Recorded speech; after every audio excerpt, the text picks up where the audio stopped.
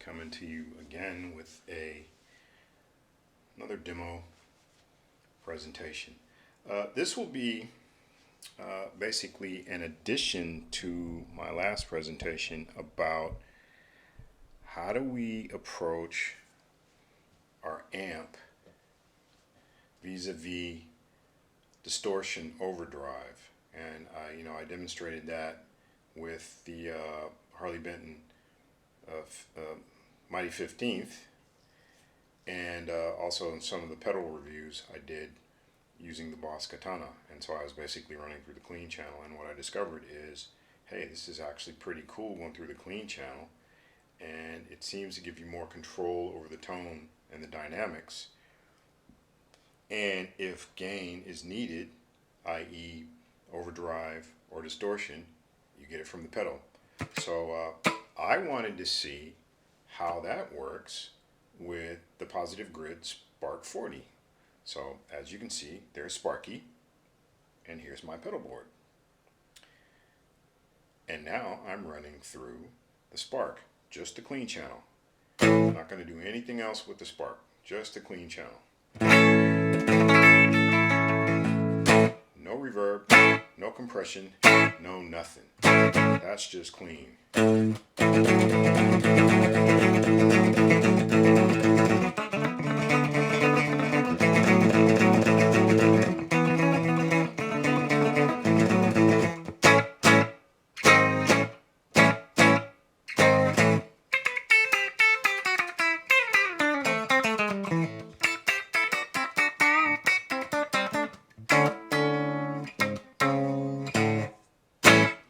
So anyway, clean channel. Alright, so now let's bring in some of the effects. So one of my favorite things to use is this Artec Parametric EQ. So let's turn that on.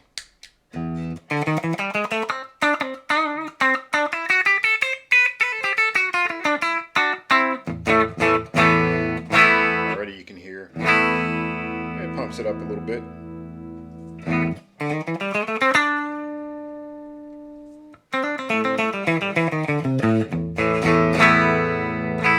Not as dramatic as it is with the tube amp. So let's see what the gain control gets us. Oh, that gets us a lot of gain. I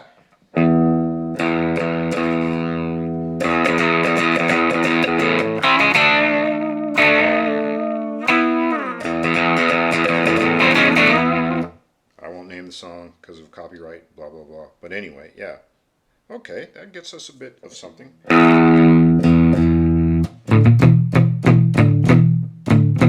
Okay, that's pretty dramatic. For those of you like Twain. Okay, so let's take the gain back down. So in this case, gain really is gain. It's not distortion.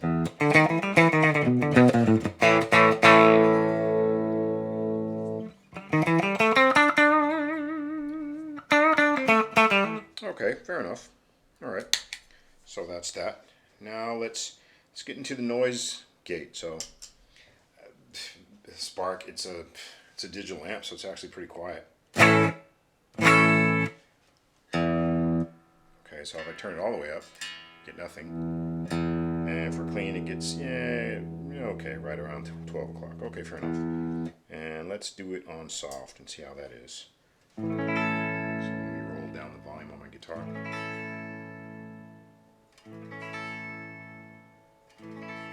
Not bad.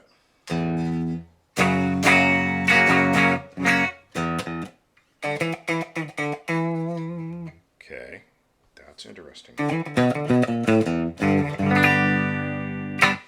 Okay, so I mean I'm on the clean channel, so it's not going to create so much noise. So how about a little compression?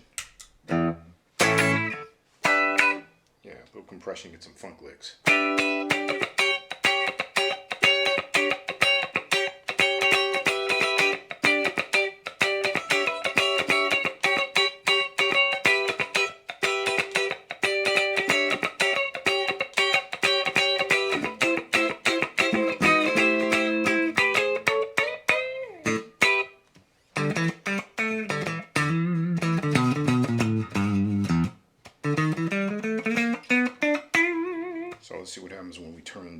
volume up on this guy. Wow, gives you quite a boost. You could actually use this as a booster, not bad. An EQ. Wow, almost gives it kind of a stratty sound. Wow, that's pretty bright. Plus the compression. So let's turn the compression up a bit.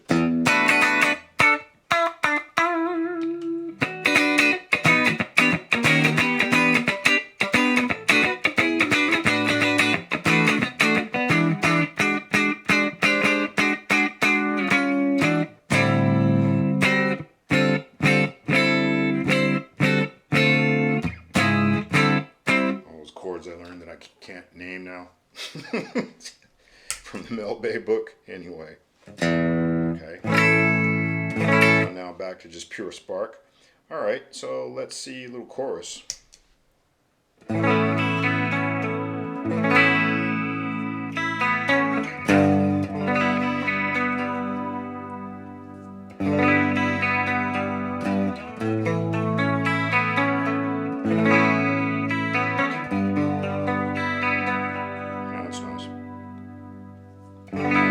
And chimey. Here, I'll give you a little sneak peek of what's to come. True metalers will know what this is. And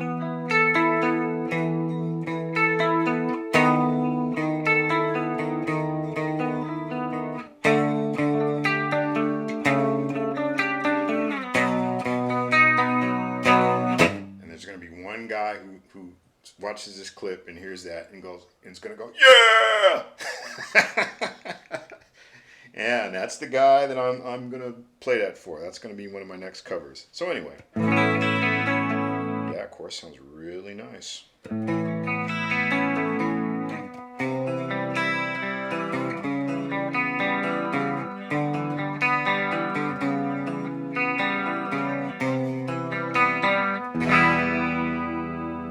bad at all.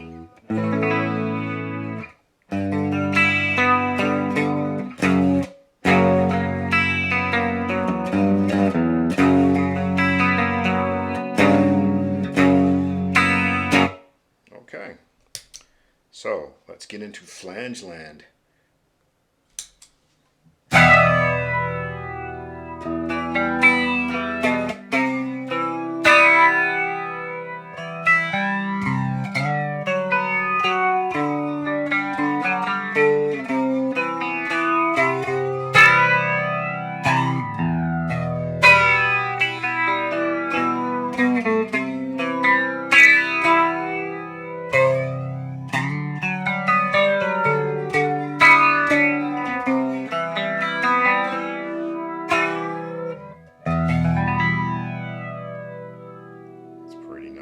That's pretty nice. And of course, when you kick in the compressor, it makes it even more dramatic. Yeah,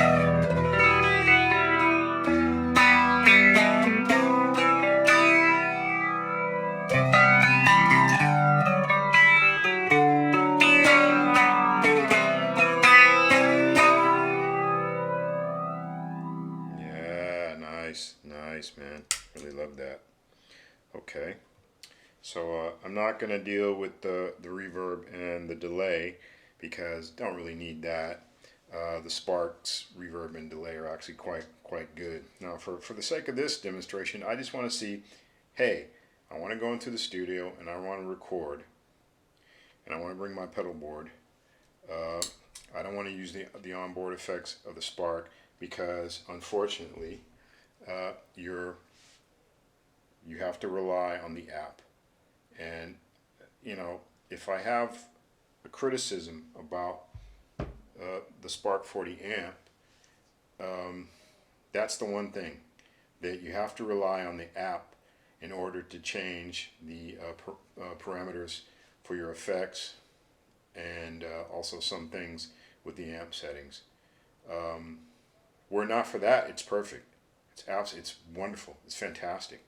I love this amp. But having to depend on an app, dude, if I'm in the studio recording, I don't want to have to be reaching for my phone or a tablet. I'm just not into that. Now you can call me old school or whatever, dude. I'm just not into that. Using the app as an enhancement, that's cool. But having to depend on it, to get your settings from your app, nah, I'm not digging that. So if anybody from Positive Grid sees this, you guys might want to take that to heart. Anyway, so now here comes the fun part. Now we're going to get into distortion.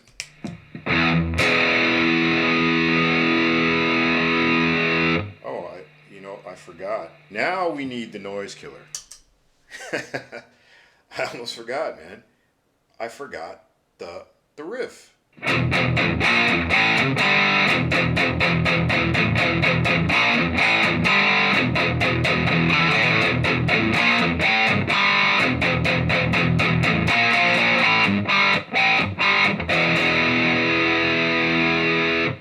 Sounds pretty good. I usually have the tone up to about 3 o'clock, but I'm just going to put it in the middle for right now, just to see what kind of variations we got. Same thing with the amount of gain.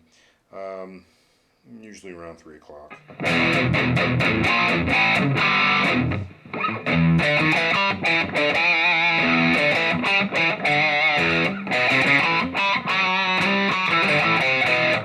Let's see.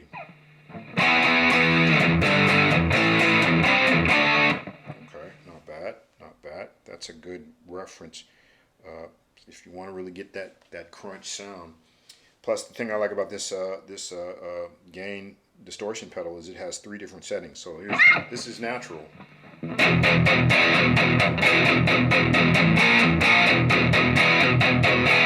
this is tight.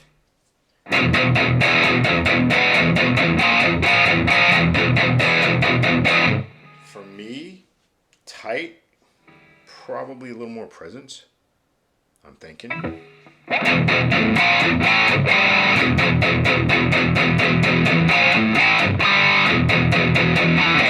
Probably more of a metal gain.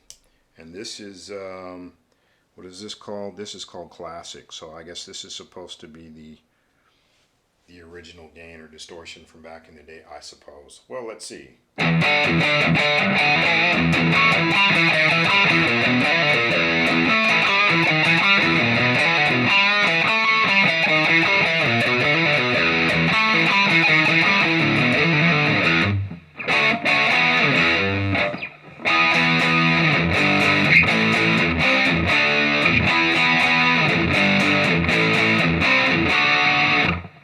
Not bad, but personally I prefer natural. I like this. Oh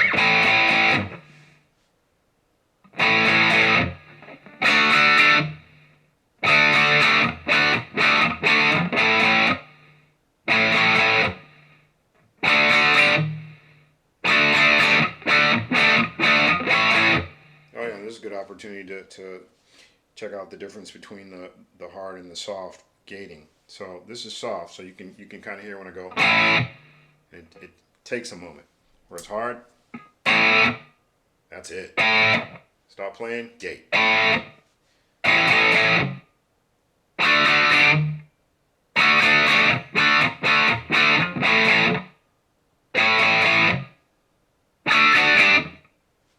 not bad. And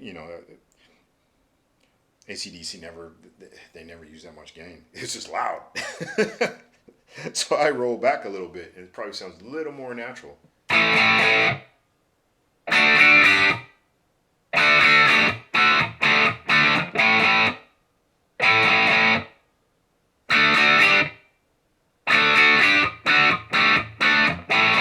let's see what the level does.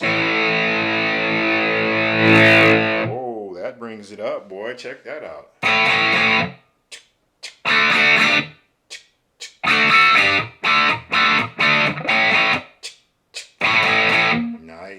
Nice. I have to say, so far, playing through Spark 40 clean channel with the pedals is pretty fun. Got to say, not bad at all. Now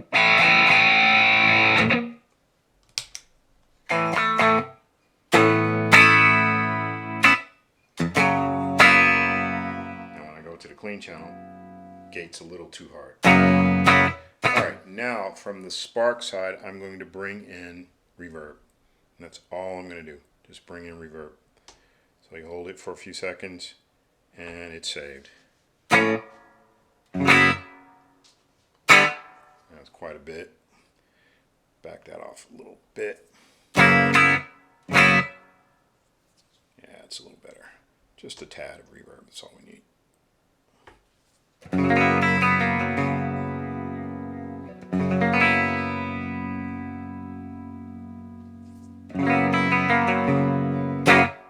Yeah, that's nice.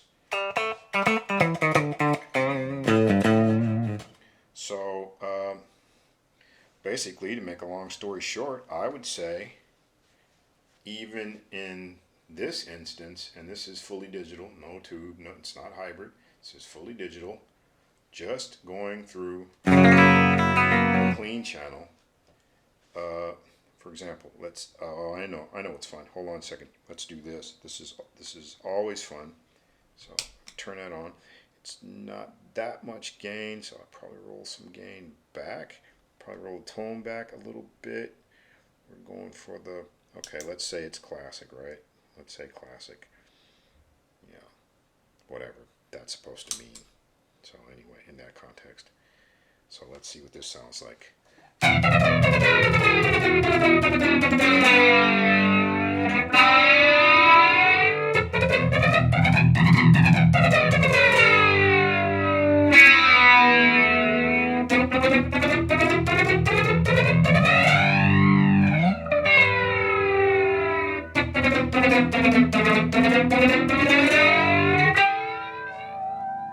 Nice. Probably even a little more gain than that.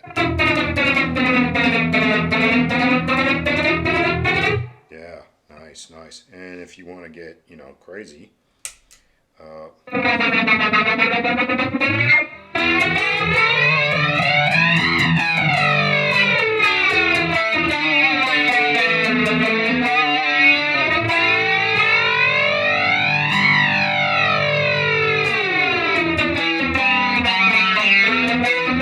forgot how to play it, but whatever.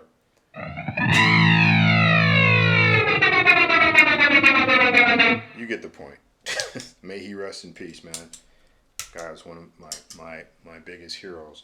Now, in my case, I didn't want to go out there and try and play like him. As a matter of fact, I was very, very, very reluctant to even learn any Van Halen songs or solos because it was just overkill.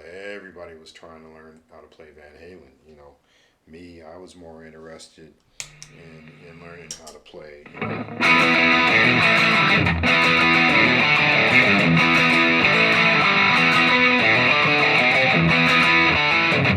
know, I wanted to play that, man. Hence the V. I wanted to be Schenker because I was just like, what? The things he was doing, and when you consider it was back in the 70s, it was just amazing. Yeah. So anyway, yeah. So in conclusion, again, going through the clean channel with your pedals, and I have to say, it gives a lot of control.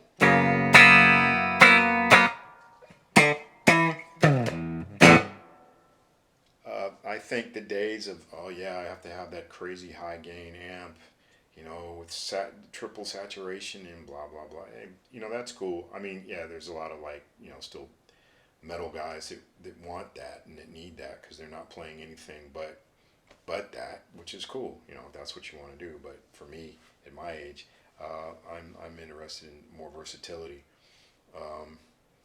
And plus, I want to have more control over my sound. That's the most important thing. Having control over the sound. Not that the sound has control over me and I'm recording or performing and I'm like, what's going on, man? I can't control it.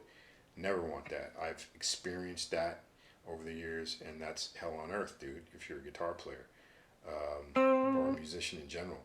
Because, with drummers, it's not so bad because, okay, you break a cymbal, you replace it. You break a drum head, typically you have another drum head there, or at the very least, you can switch. You can just pull that drum out and work around it. But when you're a guitar player or a bass player, man, you're dependent on this sonic alchemy. And if these things don't work the way they're supposed to, you're doomed. And then the audience is going to hate you. So, who wants that? I don't want that. Yeah, nobody wants that, right? All right, so this has been Ron Lydian with another presentation. So, please like and subscribe. And also, if you're not following me on Instagram, go check out Instagram too. I have some other stuff over there. All right, so thanks for watching. Take care.